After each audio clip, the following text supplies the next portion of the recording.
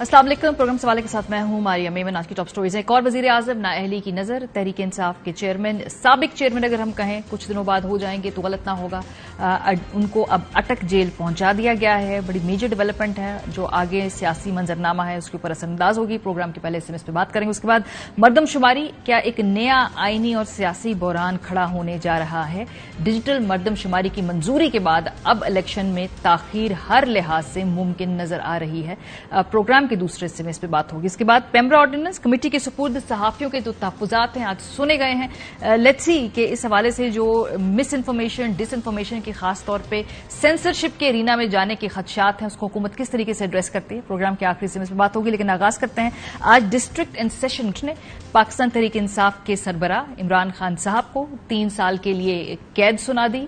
इसके अलावा 5 साल के लिए नाअहल कर दिया। तोशाखाना रेफरेंस ये केस था।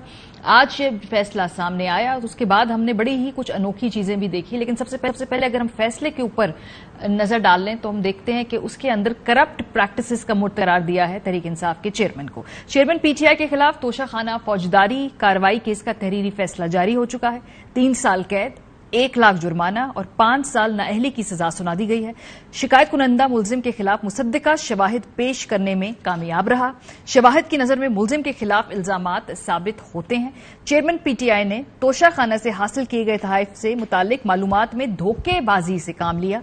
चेयरमैन PTI ने 2018 से 2020 के दौरान असासों की झूठी तफसीलात जमा कराई। फैसले के मुताबिक 5 मई और 8 जुलाई को काबिल समात होने के लिए दिए गए दलाइल पर दरखास्त मुस्तरद की जाती है। एडिशनल सेशन जज हमायूं दिलावर ने यह फैसला जारी किया और केस से मुतालिक तफसीली फैसला तकरीबन 30 सफ़हात पर मुश्तमिल है। इसके अंदर जो 2-3 ऐसे नुकात हैं जिनके ऊपर टेक्निकली सवालात उठे जा सकते हैं, बिकॉज ऑब्वियसली तहरीक इंसाफ ने अनाउंस किया है, शाह महमूद कुरैशी साहब ने आके कि इसको वो चैलेंज करने जा रहे हैं। क्या कन्विक्शन स्टे करेगी, लेकिन जो नाअहली है वो खत्म कराने के यहाँ पे मुमकिनात हैं? ये सारे सवालात हैं कि क्या अगर उनकी कैद खत्म हो जाती है लेकिन नाअहली बरकरार रखती है तो उसको रिवर्स करने की कोई मुमकिनात है? बहुत सारे टेक्निकल सवाल है और कुछ पिटिशंस PTI की ऑलमोस्ट अगले हफ्ते लगने वाली थी इस्लामाबाद हाई कोर्ट में। उसके ऊपर भी सवालात हैं कि क्या उनकी अब क्या स्टेटस होगा। सो ऐसे बहुत सारे कानूनी टेक्निकल सवाल हमारे साथ हैं। जहांगीर जुदून साहब माहिर कानून इस्लामाबाद स्टूडियो में है, बिरजमान अकरम राजा साहब हमारे साथ मौजूद है। लेकिन एक जो सवाल है जिसके ऊपर आज तहरीक इंसाफ के लॉयर्स आर्ग्यू भी कर रहे थे कि जी जो इस केस में कहा गया है, इस फैसले के अंदर कहा गया है कि इस्लामाबाद हाई कोर्ट ने काबिल समात होने के पॉइंट पर जज हमायूं दिलावर के 2 फैसले यानी कि 5 मई और जो 8 मई का फैसला है उसको कलअदम करार दिया था। लेकिन अब इस फैसले में दोबारा लिखा गया है कि 5 मई और 8 जुलाई के फैसलों में दी गई वजूहात की बिना पर दरखास्त तीसरी दफा भी खारिज की जाती है। तो उससे पहले हमने देखा था कि ये केस 2 मरतबा वापस भेज दिया गया था और एक मरतबा ये 5 मई को और एक दफा ये 8 जुलाई को हुआ था। सो ये सवाल भी टेक्निकली उठाया जाता है। लेकिन जाहिर सी बात है इस पूरे केस का एक सियासी अंसर भी है। पाकिस्तान के अंदर जो वजीर आजम है हमेशा गिरफ्तार होते रहे हैं और अगर हम 2008 से देखें तो शायद एक राजा परवेज अशरफ साहब ही ऐसे वजीर आजम हैं गालिबन जो गिरफ्तार ना हुए हों। जहांगीर जुदून साहब से बात करेंगे, वैसे सलमान राजा साहब से बात करेंगे। राजा साहब आपसे आगाज करते सर, आज के इस फैसले के ऊपर पहले आपके इनिशियल कमेंट्स, क्योंकि PTI को चैलेंज तो करने जा रही है। जिस तरीके से ये फैसला आया और फिर उस पर इम्प्लीमेंटेशन भी बड़ी हुआ। 12:40 पे फैसला आता है, 1 बजे इंतजामिया हरकत में आ जाती है, 1:15 बजे इलेक्शन कमीशन हरकत में आ जाता है, गिरफ्तार करा के अब अटक जेल पहुंचा भी दिया जाता है। इस फैसले पे आपके इनिशियल रद्द-ए-अमल क्या?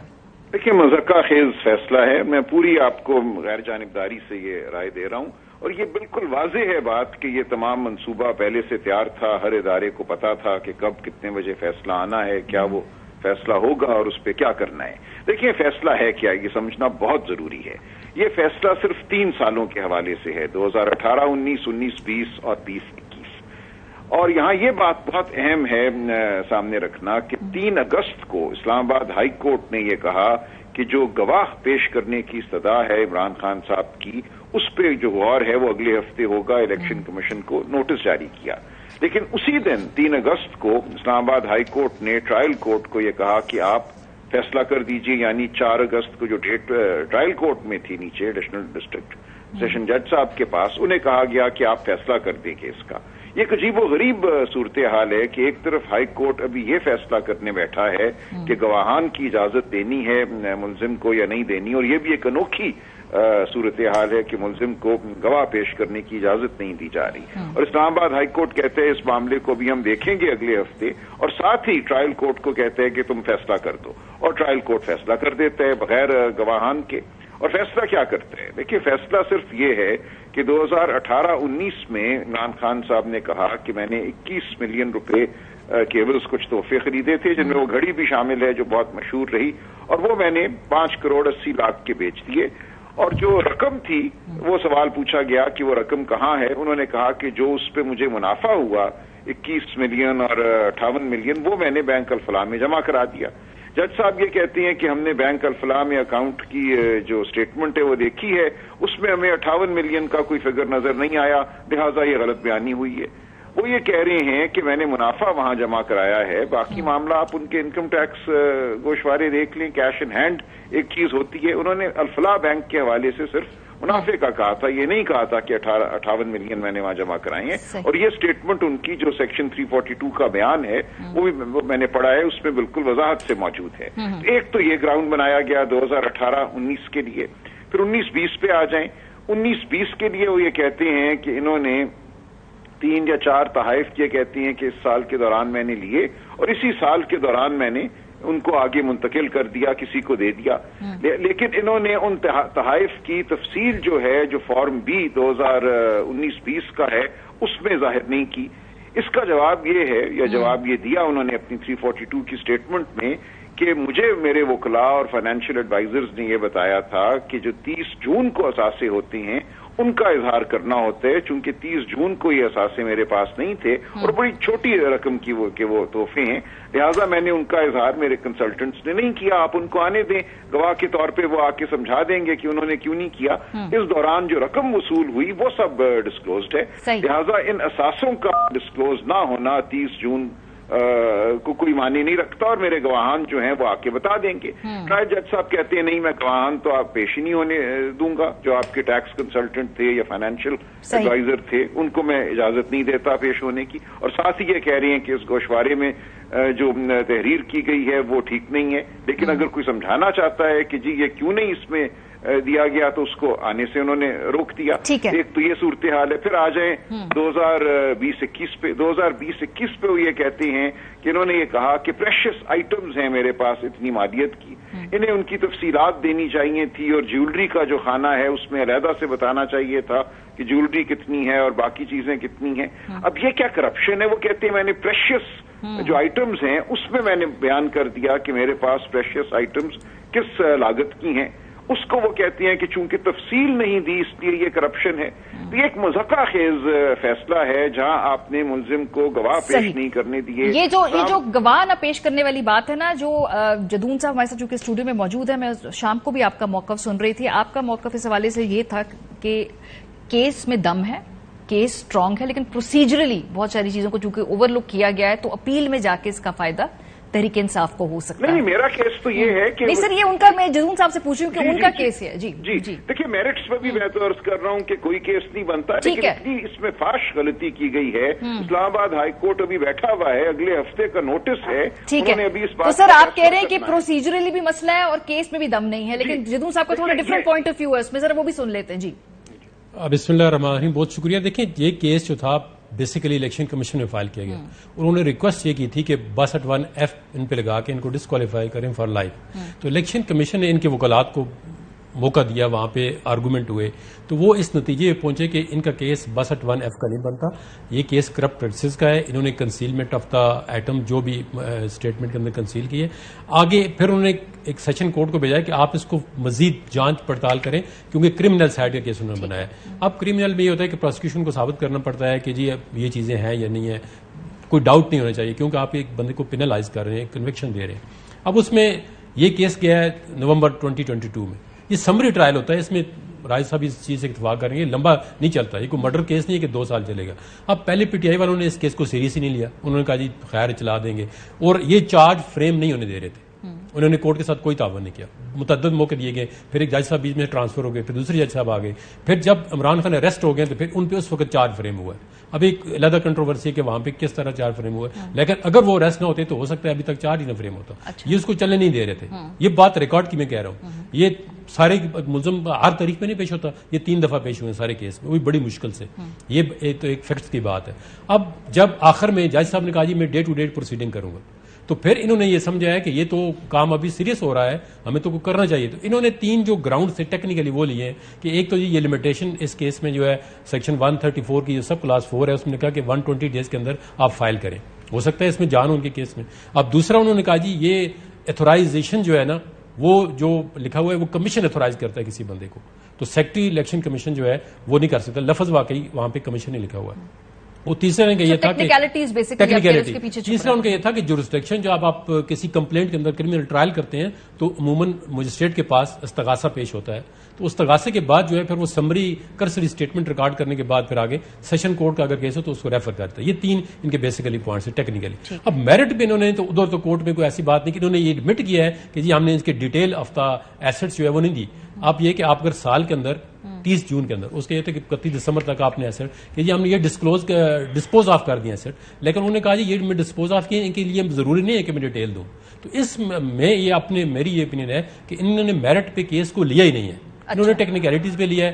پھر جب جج صاحب کا آخر میں یہ ہوا ہے کہ انہوں نے 5 جو آج اگست تھا ان کا لاسٹ ورکنگ ڈے تھا, سمر ویکیشن چھٹیاں ہو رہی ہیں, تو انہوں نے جلد بازی کہہ لیں یا جلدی میں کہہ لیں, یہ اس چیز میں بڑا وزن ہے لیگلی کہ آپ اگر ہائی کورٹ کے اندر ایک کیس پینڈنگ ہے یا ہائی کورٹ کے جج کو بھی ویسے انہوں نے مجھے نہیں پتا انہوں نے یہ بھی آرڈر کر دیا کہ آپ فائنل آرگومنٹ جو ہیں وہ جا کے دیں اور سنیں. انہوں نے پھر یہ فائنل آرڈر جو فیصلہ تھا اس کو بھی نہیں روکا کہ آپ فائنل آرگومنٹ دے رہے ہیں تو فائنل فیصلہ نہ کریں. تو آپ کے نزدیک جلد بازی کے اندر کیا پروسیجرل چیزیں اوور لک ہوئی ہیں؟ کوئی خاص طور پہ پی ٹی آئی کی کچھ پٹیشنز اگلے ہفتے بھی تھی جس میں گواہوں کو اس کے اندر یہ سب سے بڑی امپورٹنٹ جو چیز ہے نا کہ اگر آپ دیکھیں کسی بندے کی ایویڈنس کو ڈسکارڈ کرتے ہیں اس کو ریکارڈ پہ لانے دینا, چلے وہ ریلیونسی نہیں بنتی تو آپ اس کو ایویڈنس پہ ریکارڈ پہ لے کے آتے ہیں کہ دیز آر دا فیکٹس, اور یہ ایویڈنس جو ہے اس کے ساتھ کوئی لنکیج نہیں ہے, کوئی اس کے ساتھ اس کیس کا تعلق نہیں, واسطہ نہیں بنتا. یہ ریزنز ہے اس وجہ سے میں اس کی ایویڈنس کو یہ اپیل لیول پہ جا کر آپ کو لگتا ہے کہ یہ ایک اسٹرانگ آرگیومنٹ ہوگا. یہ دیکھیں نا اگر پیورلی آپ دیکھیں کانسٹیٹیوشنلی دیکھیں آرٹیکل 10A کا جو تقاضا ہوتا ہے, چاہے آپ نے کنویکشن دینی ہے کوٹل کرنی ہے, لیکن آپ ایک بندے کو فیئر ٹرائل کا رائٹ جو ہے اس کا فنڈامنٹل رائٹ ہے, کوئی بھی بندہ ہو.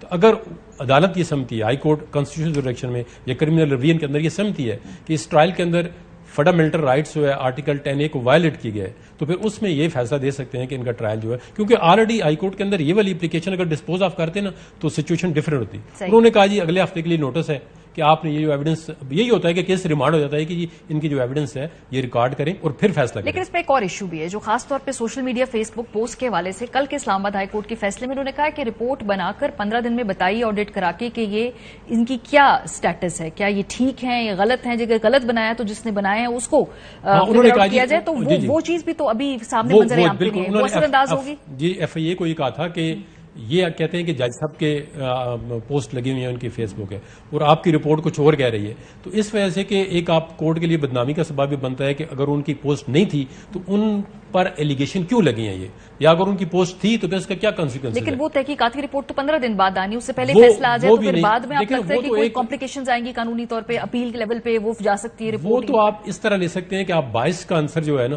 وہ تو جج صاحب نے اس کو ٹوٹلی اگنور کر دیا. انہوں نے اپلیکیشن دی ہے کہ جی آپ کیس نہ سنیں. ایک یہ اس میں ٹیکنیکل یہ بھی پوائنٹ تھا کہ جب ان کی کل جو ٹرانسفر اپلیکیشن ہے تو وہ جو سیکشن 526 ہے اس کی سب سیکشن 8 ہے, اس میں یہ ہوتا ہے کہ اگر آپ کی ٹرانسفر اپلیکیشن پینڈنگ ہو تو فائنل ڈیسیژن جو ہے وہ نہیں دیا جاتا. تو کل ان کا وہ جو چیز تھی وہ ختم ہو گئی کیونکہ انہوں نے ٹرانسفر اپلیکیشن ساری ڈیسائیڈ کر دی اور جو ایویڈنس والی تھی اس کو اگلے ہفتے کے لیے نوٹس کر دیا. اور پھر ہائی کورٹ نے یہ بھی کہہ دیا کہ آپ پیش بھی ہوں, آرگومنٹ بھی کریں اور کوپریٹ بھی کریں. اگلے ہفتے اپیلیں لگی ہوئی تھی اسلام آباد ہائی کورٹ میں, اب کیا وہ ان کی کوئی وہ ویلیو نہیں رہی ہے اب چونکہ فیصلہ آج آ گیا ہے, یا وہ دوبارہ ٹیک اپ ہو سکتی ہیں ان کو بھی؟ نہیں, وہ تو دیکھیں جس گراؤنڈ پہ انہوں نے لی تھی وہ تو ایویڈنس تو ڈسکارڈ ہے, ایویڈنس تو نہیں ریکارڈ ہوئی نا. وہ انہوں نے کہا جی 12:30 پہ آپ گواہ لے آئیں. میں نے کہا نا پہلے پی ٹی آئی والے کوپریٹ نہیں کر رہے تھے. جب انہوں نے دیکھا جج صاحب اب ہو گئے ہیں تیار, اب یہ کیس کا فیصلہ کرنے جاتے ہیں, اب پھر یہ جو ہے سو جو ہے اگر گواہ پیش کرنے دیے جاتے تو ظاہر میرے حال میں بہتر ہوتا اس میں, کیونکہ فیئر ٹرائل کا پھر ان پہ یہ نا آبجیکشن اٹھتا ہے کہ آپ جو ہے ہمیں گواہ کا, چاہے گواہ ریلیونٹ تھے یا نہیں تھے, میرے ذاتی اوپینین یا لیگل اوپینین ہے کہ ان کو ریکارڈ کا حصہ ضرور بنانا چاہیے. لیکن جدون صاحب نے دیکھا کہ 12:30 کے قریب فیصلہ آتا ہے, 1:45 بجے قریب امپلیمنٹیشن شروع ہو جاتی ہے, وہ لاہور سے گرفتار ہو کے الیکشن کمیشن کے وہ سارے جیسے سارے جو پرزے تھے وہ تیار تھے, بس یہ تو پھر آپ کو بتائے کامن پریکٹس ہے ویسے آپ چونکہ نہیں کامن پریکٹس نہیں ہوتی, یہ کتنی دیر لگتی ہے آرڈر جانے میں, جا کے پتہ کرنے میں, گرفتاری میں؟ پاس کے تھانے کے پاس جانا پڑے تو میرے خیال میں 10 دن یا 2-4 دن تو لازمی لگتے ہیں. اتنا میں نے کہا نا وہ جج صاحب ساری چیزیں تھے, انہوں نے آج جانا تھا تو انہوں نے یہ ججمنٹ دے کے جانی تھی, اس کو کوئی چانس نہیں تھا کہ جو بھی بات ہوتی انہوں نے ججمنٹ آج انہوں نے ڈٹرمن کیا ہوا تھا میں نے دے کے جانی. یہ بھی ایک کوشچن اٹھتا ہے کہ بھائی آپ نے اگر چھٹیوں پہ جانا ہے تو چھٹیوں کے بعد کیس رکھ لینا, یہ 2 ہفتے کے بعد آپ جو ہے وہ چھٹیاں 1 ہفتے کے بعد کر لیں, 5 کے بجائے آپ 13 سے چھٹی چلے جائیں. اب ضروری تو نہیں کہ بہرحال جیسے آپ کہہ رہے کہ کیس تگڑا ہے لیکن پروسیجرل معاملات کی وجہ سے اب جو ہے سوال اس لیے اٹھ کے نا کہ ایک جج صاحب نے بہت مطلب آخر میں آ کے کیس ویسے تو بہت اس میں 40 دیکھو پیشیاں ہوئی ہیں, انہوں نے پہلے کوپریٹ نہیں کیا. یہ ان کی سائڈ بھی یہ نہیں کہہ سکتے جی کہ ہم بالکل بے گناہ ہیں اور کیس ہمارے اوپر تھوپا گیا ہے اور ہم نے کورٹ کے ساتھ تعاون کیا. چاہے آپ کا کیس نہیں بنتا تھا تو ابھی تک تو یہ کیس سپریم کورٹ سے بھی فیصلہ ہو جاتا, اس کا سمری ٹائل ہوتا. آپ نومبر, دسمبر, جنوری تک اگر یہ جج صاحب فیصلہ دے جاتے یا ان سے پہلے جو جاتے جو ٹرانسفر ہوئے وہ دیتے تو آپ ہائی کورٹ میں جاتے. اپیل میں ابھی تک ٹرانسفر بھی بڑی بہت ہی زیادہ اس کے حوالے سے بھی بڑی مطلب ان کی اپنی وجہ سے بھی کیس جو ہے نا ٹھیک ہے, کچھ شہر کے لوگ ہمیں مرنے کا شوق بھی تھی, بالکل کافی اس میں پورا ہوتا تھا. سلمان صاحب آج ایک اور ڈیولپمنٹ ہوئی ہے سر, یہ کاؤنسل آف کامن انٹرسٹ نے فائنلی ڈیجیٹل منصوبہ جو مردم شماری ہے اس کی منظوری دے دی ہے, اور اب جو ہے 120 دن اس کے اوپر ہوں گے, پھر کچھ الیکشن کی اس کے بعد صورتحال بنے گی. اب ایک نیا آئینی کرائسس تو سامنے نہیں کھڑا 4 مہینے بعد ہمارے؟ دیکھیں یہی تو خواہش ہے منصوبہ سازوں کی کہ ایک آئینی بحران کی صورت رہے اور الیکشن نہ کرانے پڑے. مقصد تو صرف الیکشن سے بھاگنا ہے, ورنہ یہ سینسس جو ہے 8 سے 4 مہینے پہلے بھی نوٹیفائی ہو سکتا تھا, اس کے بعد اگر حلقہ بندیاں ہونی تھی تو وہ ہو جاتی. لیکن اب ایک اور صورتحال ہے نا. دیکھیں اب یہ کہا جا رہا ہے کہ آئینی ترمیم کے بغیر آپ صوبوں میں جو نشستیں ہیں ان میں اضافہ اور کمی کر دیں گے, بلوچستان کی بڑھ جائیں گی, پنجاب کی 8 کم ہو جائیں گی. اور یہ جو کاؤنسل آف کامن انٹرسٹ ہے یہ کیا ہے؟ اس میں تو 2 غیر منتخب وزیر اعلیٰ تھے جن کا کام صرف اور صرف الیکشن کرانا ہوتا ہے. اس نوعیت کے معاملات میں منظوری دینا ان کے فرائض میں شامل ہی نہیں ہے. تو یہ بالکل یہ مکمل طور پہ اب پاکستان جو ہے غیر آئینی کھائی میں گر چکا ہے. ہمارے کام آئین کے برخلاف کر رہے ہیں. کاؤنسل آف کامن انٹرسٹ بالکل ایک کھوکھلی کاؤنسل ہم نے قائم کر دی ہے الیکشن نہ کرا کے 90 دن میں. اب یہ کاؤنسل کچھ کہہ دیتی ہے, اس کے بعد مقدمے چلے جاتے ہیں عدالتوں میں, تو ان کا تو کام ہو گیا منصوبہ سازوں کا کہ الیکشن نہیں ہو پائیں گے 90 دن میں یا 60 دن میں جو آئین کا تقاضا ہے. وہ چاہتے ہی یہ ہیں کہ آئین کے تقاضے پورے نہ ہو, یہ معاملہ لٹکا رہے, پھر سینسس کے اوپر آبجیکشن آ جائیں گے, کوئی وہاں پہ کوئی ایک فریق یا دوسرا فریق کوئی جماعت وہ سینسس پہ اعتراض کرے گی, اس کے اوپر اپیل در اپیل چلتی رہے گی. تو یہ تو جو منصوبہ ہے یہ 3-4-6 مہینے کے التوا کا نہیں ہے, یہ لمبے التوا کا لگا. جدون صاحب آپ کو کیا لگ رہا ہے, کیونکہ یہ جو کیئر ٹیکر سی ایم والی بات ہے تو ٹیکنیکلی لیگلی ہماری بات احمد بلال محبوب صاحب سے بھی انہوں نے بھی کہا کہ تو چیلنج بھی کر سکتا ہے کوئی اس کے. یہ میں رائے صاحب سے اتفاق کرتا ہوں کہ کوئی chief minister or not constitutionally elected chief minister. پھر کیسے ہو گیا سر یہ کاؤنسل آف کامن جو انٹرسٹ کی کمپوزیشن ہے یہ کانسٹیٹیوشنلی ڈیفیکٹو ہے. 2 سی ایم جو ہے نا وہ کس طرح ایک پاپولیشن کو ریپرزینٹ کر سکتے ہیں, دے آر ناٹ الیکٹڈ.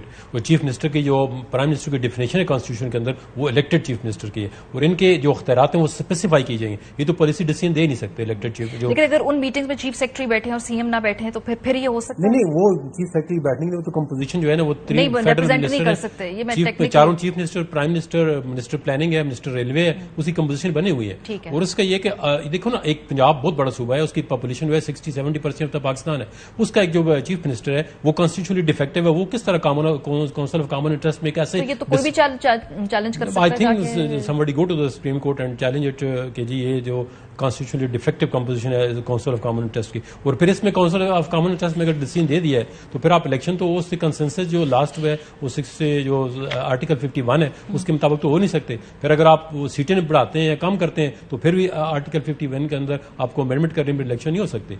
तो ये अगर इनका ये कोई बैक एंड पे मुझे नहीं पता ये डिले करना चाहते हैं तो फिर तो डेफिनेटली सर राय साहब ने कहा है अगर ये होगा तो फिर चांसेस है कि इलेक्शन डिले हो जाएंगे। एक और कानूनी एक और आईनी बुरहान की तरफ हम बढ़ रहे हैं। बहुत शुक्रिया आप दोनों हजरात का। जाते जाते चूंकि इस पूरे का हमने लीगल एस्पेक्ट पे तो बात की, सियासी एस्पेक्ट भी है। इस मुल्क के अंदर साबिक वज़ीर आज़म हमेशा गिरफ्तार होते रहे हैं। हम आपको जरा क्विकली दिखाना चाहते हैं तारीख के झरोकों में हुसैन शहीद सरवर्दी साहब 1962 डॉन अखबार की खबर, उनको गिरफ्तार कर लिया गया था और उस पर कहा गया था कि वो एंटी पाकिस्तान एक्टिविटीज में इन्होंने इंडल्ज किया।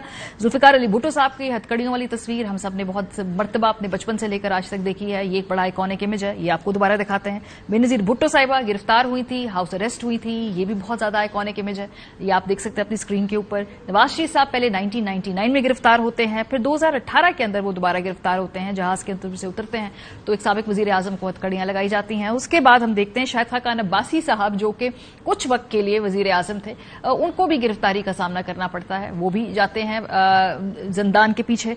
और पाकिस्तान तहरीक इंसाफ के सरबराह इमरान खान साहब जो हैं आज उनको भी गिरफ्तार कर लिया गया। यहां तक तो इस मुल्क के अंदर अगर कोई एक क्रिएटेड पोस्ट हो जिसमें वो वाइस प्राइम मिनिस्टर हो तो उसको भी जेल की हवा खानी पड़ती है, जैसे कि परवेज इलाही साहब। ब्रेक पे जाएंगे, जब वापस आएंगे तो काउंसिल ऑफ कॉमन इंटरेस्ट के हवाले से बात करेंगे। ये जो अनाउंसमेंट हुई है इसमें आईनी कानूनी और बहुत सारे जो लकूनाज उस पर बात करेंगे। ब्रेक के बाद हमारे साथ वेलकम बैक। आज की बड़ी खबर, मुश्तरका मफादात काउंसिल ने डिजिटल मरदमशुमारी की आज मंजूरी दे दी। बहुत ही इंपॉर्टेंट डेवलपमेंट इसलिए है क्योंकि इलेक्शन होने की जो टाइम लाइन है इस ऐलान के बाद वो मुकम्मल तौर पर अब बदल जाएगी। जो नई इदारा शुमारियात की फाइंडिंग्स आई हैं वो बड़ी होशरुबा हैं। जितनी तेजी से पाकिस्तान की आबादी बढ़ रही है ये एक अलहदा लम्हा फिक्रिया है, लेकिन अब हमें बताया गया है, जो आज अनाउंस किया गया है कि 24 करोड़ के करीब जो है हमारी आबादी बढ़ चुकी है और अभी भी बड़ी तेजी से इसमें इजाफा हो रहा है। अब चूंकि डिजिटल मरदमशुमारी को अप्रूव कर दिया गया है, सो इससे जुड़े बहुत सारे टेक्निकल, लीगल और जाहिर सी बात है फिर सब्सीक्वेंटली पॉलिटिकल सवाल भी उठते हैं। लेकिन पहले हम आपको बताएं कि मरदमशुमारी के हवाले से सियासी जमातों के जो नजरियात, उनके जो मौक़िफ़ है वो बदलते रहे हैं। आज की इस मीटिंग के अंदर सबने यूनानिमसली वोट किया, जिसमें पीपल्स पार्टी के सीएम भी थे, लेकिन इससे पहले पीपल्स पार्टी के क्या एतराजात रहे हैं इस हवाले से बिलावल भुट्टो साहब ने जो खास तौर पे कहा कि जो तरीक़ेकार है उसके ऊपर पीपल्स पार्टी को एतराज है, और फिर रज़ा रब्बानी साहब ने जो टेक्निकलिटी पॉइंट आउट की कि किस तरीके से 2 केयर टेकर सीएम जब बैठे होंगे तो उसके जो नताइज है उसको बाद में चैलेंज किया जा सकेगा। पीपल्स पार्टी के एतराजात आपको सुनवाते हैं। अब जब इलेक्शन सामने नजर आ रहे हैं तो उसी वक्त ये ऐलान होना कि डिजिटल सेंसस होगा, मैं समझता हूं कि ये हमारा एतराजात जो थे उनका तो हल नहीं है। और जिस तरीके से और जो फीडबैक हमें मिला है इस डिजिटल सेंसस पे पाकिस्तान पीपल्स पार्टी के, मगर बहुत से सूबे से ताल्लुक रखने वाले अवाम के भी एतराजात हैं। इस किस्म का हम शॉर्टकट तो बिल्कुल कबूल नहीं। इस वक्त जो सीसीआई की कॉम्पोजिशन है उस कॉम्पोजिशन के अंदर 2 सूबों के केयर टेकर चीफ मिनिस्टर्स मौजूद हैं। अब अगर केयर टेकर चीफ मिनिस्टर्स बैठ के सेंसस के ऊपर कोई फैसला लेते हैं तो that will affect the capacity of any of the authority, the exercise of authority of the future elected governments. The census is already disputed and it will become further disputed if the caretakers take part in it and come to some decision.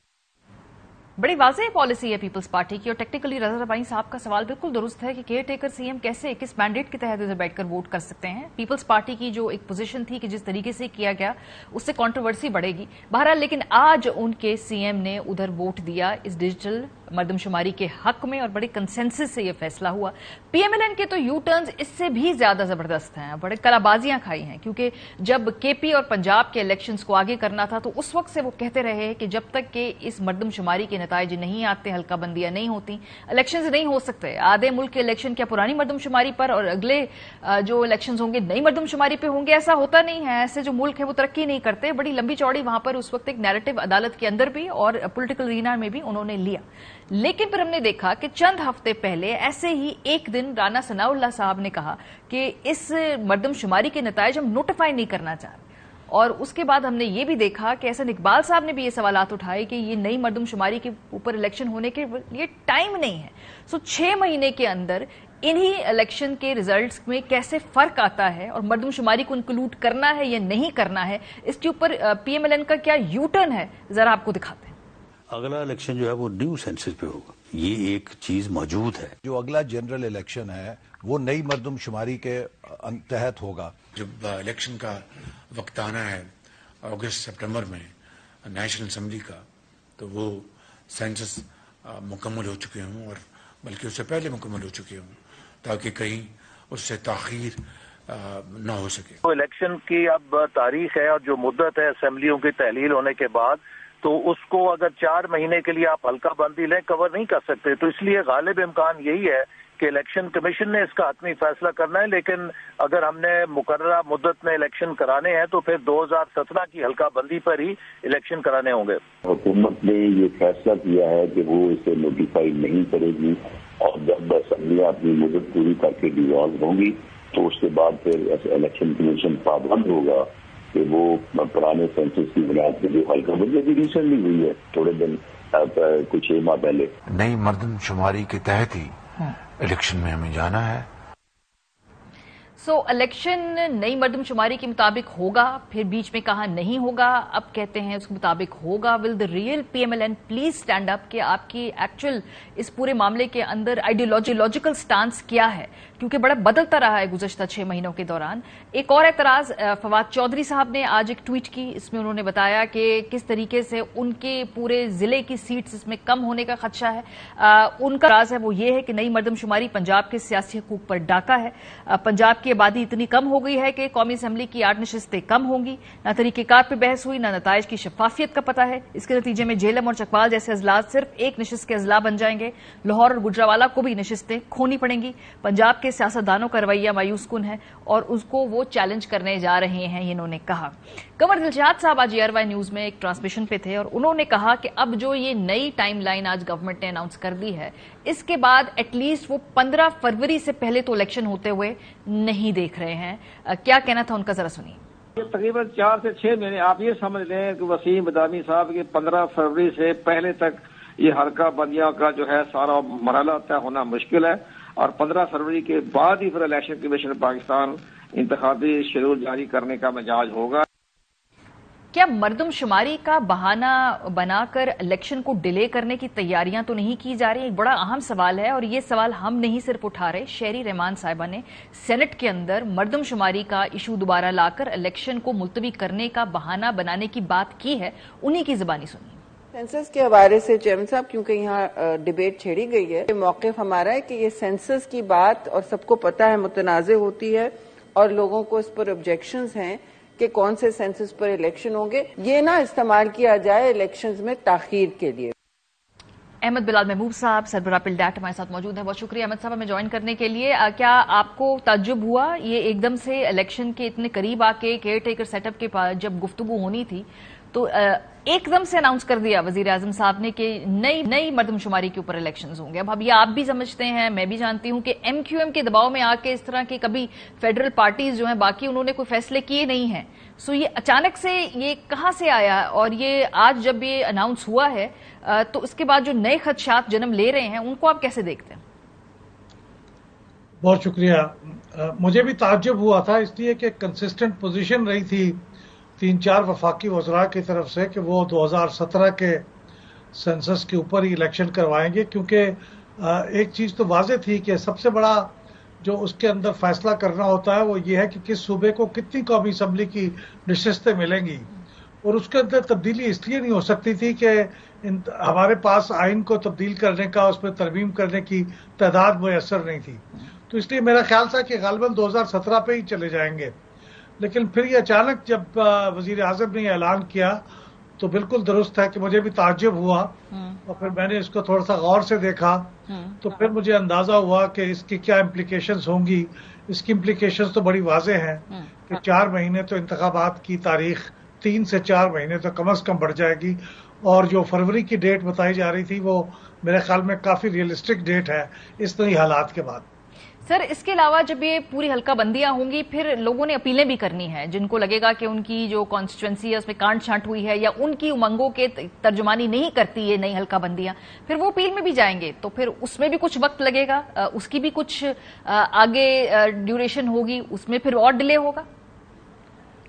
نہیں, یہ پورا period جو ہوتا ہے 4 مہینے کا جو election commission نے دیا ہوتا ہے اس میں 1 مہینہ اپیلوں کے لیے ہوتا ہے اور ان کی ریزولوشن کے لیے ہوتا ہے, تو وہ اس کے اندر انکلوڈڈ ہے. 4 مہینے میں ٹوٹل ٹائم ہے جس کے اندر یہ ساری ایڈجوڈیکیشن بھی ہو جائے گی, اس پہ اعتراضات بھی شامل ہو جائیں گے, اس کے اندر ڈیمارکیشن بھی ہو جائے گی, تو 4 مہینے کے اندر سب کچھ ہو جانا چاہیے میرے خیال میں. سر احمد صاحب, اب ایشو یہ ہے کہ پہلے جب آپ ذکر کرتے تھے کہ ایک آئینی ترمیم کی ضرورت ہے, چونکہ اس وقت ہاؤس ان آرڈر نہیں ہے, کورم پورا نہیں ہے, تو یہ 2/3 کی آئینی ترمیم تو نہیں ہو سکتی ہے. جو حکومت کی طرف سے توجہ آئی آج میں سن رہی تھی وہ کہہ رہے تھے کہ جی صوبوں کے اندر نشستوں کی تقسیم افیکٹ نہیں ہوگی, جو شہروں کے اندر ہوگی وہ صوبائی حکومتوں نے اپنا طور پہ اس کو مینج کرنا ہے. از دس اے فیئر اسٹریٹجی؟ جی یہ درست ہے کہ جو پروونشل ایلوکیشن ہے سیٹس کی, نیشنل اسمبلی کی سیٹس کی, اس پہ کوئی تبدیلی نہیں آئے گی, وہ تو 2017 کے مطابق ہی چلے گی. اس لیے چلے گی کہ ہمارے پاس قومی اسمبلی میں آئینی ترمیم کے لیے تعداد نہیں ہے. لیکن intra provincial with in the province جو مختلف ضلعوں کو سیٹیں ایلوکیٹ کی ہوئی ہیں, وہ کسی ضلع کی اگر آبادی بڑھ گئی ہے تو وہ اس کے حساب سے سیٹیں بڑھ جائیں گی, وہ کسی ضلع کی کم ہو گئی ہے تو اسی حساب سے کم ہو جائیں گی, لیکن total seats allocated to that province وہ تبدیل نہیں ہوگی. تو چونکہ یہ ڈسٹرکٹس کی سیٹیں بدلنے کے لیے آئینی ترمیم کی ضرورت نہیں ہے, اس لیے یہ ہو جائے گا. اور پھر صوبوں کی سیٹیں بدلنے کا, اور پھر ظاہر ہے جب صوبوں کی سیٹیں بدلیں گی تو اس کے حساب سے ڈسٹرکٹ کی سیٹیں پھر بدلیں گی, تو ایک بار پھر ڈیمارکیشن ہوگی اگلے انتخاب سے پہلے. Sir does it make sense to you election کے اتنے پاس آ کر پہلے ہم یہ ایکسرسائز ابھی کریں گے, اس کے بعد ہم دوبارہ 2/3 جب ہمارے پاس موجود ہوگا پورا ہاؤس اس میں ہم لا کر اپنی جو بھی میجورٹی کے ذریعے ایک دفعہ دوبارہ اس کو ڈیمارکیشن کریں گے؟ یہ تو مذاق نہیں ہے, مطلب جس نے الیکشن لڑنا ہے کانسٹیچوئنسی لیول پہ جا کے. میرا ذاتی طور پہ اپنی اسسمنٹ یہ ہے کہ ایک سیاسی فیصلہ تھا, یہ کوئی آئینی فیصلہ نہیں تھا, لیکن کئی لوگوں کی رائے یہ ہے کہ اب چونکہ سینسس ہو چکا تھا لہذا اس سینسس کو نوٹیفائی نہ کرنا غیر آئینی ہوتا, اس لیے انہوں نے یہ کیا ہے.